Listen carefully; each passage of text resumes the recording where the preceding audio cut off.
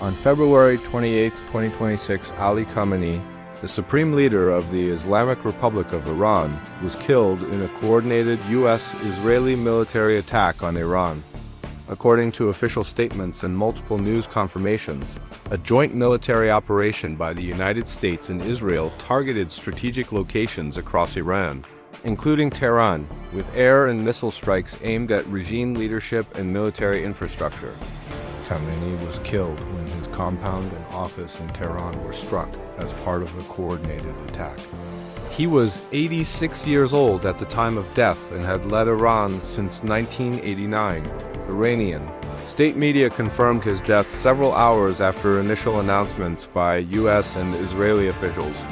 According to detailed reporting, 4 members of Khamenei's immediate family, including a daughter and a grandchild, were also killed in the strikes. Several other senior Iranian officials, including military and security leaders, were killed or reported to have died in the same operation. Iran immediately announced a 40-day mourning period and declared the attack a crime that would not go unanswered. This event didn't happen in isolation. It was the culmination of long-standing hostility, strategic competition, and direct conflict involving Iran, the United States, and Israel.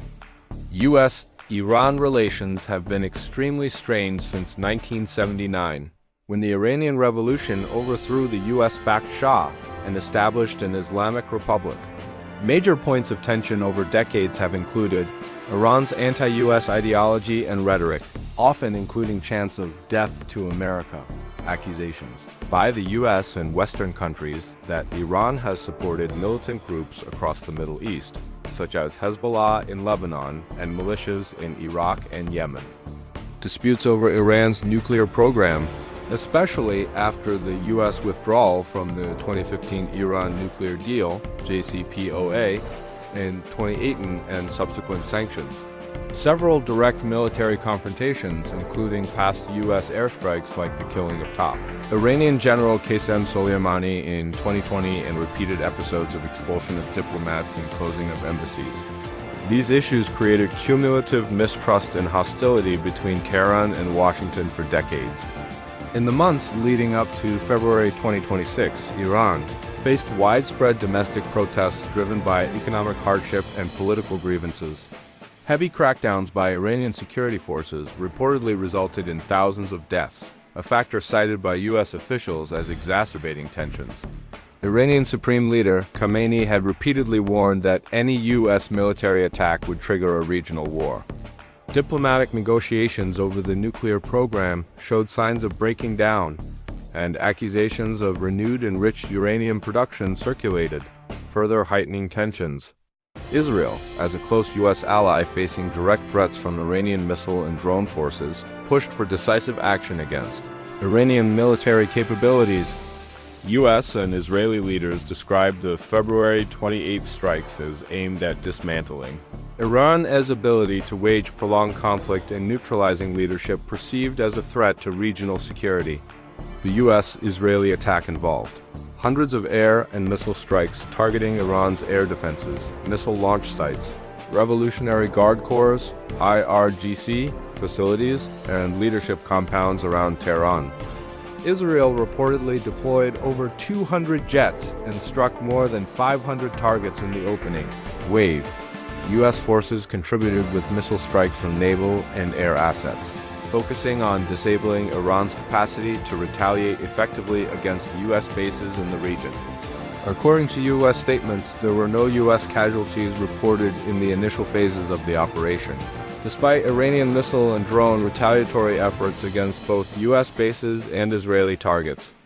However, civilian casualties in Iran were reported, including at least some children, and satellite images showed severe damage to residential and commercial areas in and around Tehran.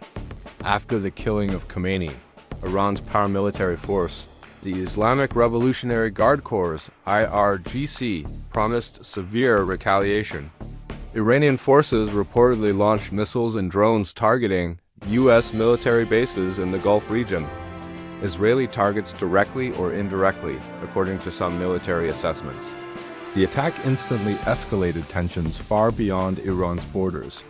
Neighboring countries found themselves in heightened alert, fearing spillover into broader Middle Eastern conflict zones. Oil prices and global markets reacted to the uncertainty about stability in the region. Governments around the world expressed concern, and the United Nations Security Council met urgently to discuss the crisis. The death of the supreme leader creates immediate political uncertainty inside Iran. There is no clearly agreed successor, and the leadership transition process is likely to be contested. The Iranian government, deeply rooted in clerical authority, must now navigate both external military pressure and a leadership vacuum.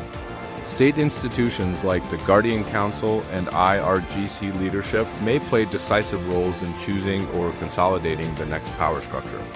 Public reaction inside Iran appears mixed. While some celebrated in parts of urban centers, others mourned, and fear of reprisals and crackdowns on dissent runs high.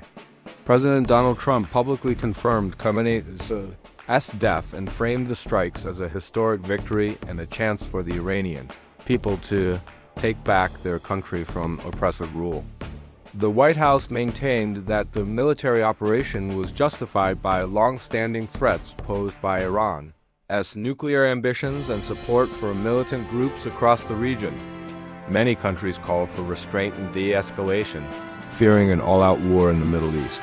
European and Gulf states, while critical of Iran's policies, urged diplomatic channels to be reopened to prevent a wider conflict. Experts warn that the killing of a country as supreme leader during open military conflict, especially one as influential as Iran's, dramatically increases the risk of a broader regional war involving multiple state and non-state actors. Increased violence along NATO, Gulf Cooperation Council, and even sovereign airspace corridors. Potential for proxy conflicts, where Iran's allies such as Hezbollah may escalate operations against Israel or Western assets. This event could mark a turning point in U.S.-Iran relations. It may lead to realignment or fragmentation within Iranian political and military. STRUCTURES, U.S. involvement might pivot toward direct support for opposition movements or conditional negotiations, but under far more volatile circumstances than before the strike. In summary, Iran's supreme leader, Ali Khamenei, was killed on February 28, 2026, in a joint U.S.-Israeli military attack on Iran's leadership and strategic compounds. The operation involved widespread air and missile strikes, targeted multiple senior officials, and significantly changed the geopolitical landscape of the Middle East. Long-standing tensions between the United States and Iran, especially related to nuclear issues, regional influence, and ideological opposition, provided key background for the escalation. Iran has vowed retaliation, and the region is now facing heightened risks of broader conflict and political instability. The international community is on alert, and diplomatic channels are scrambling to contain the fallout.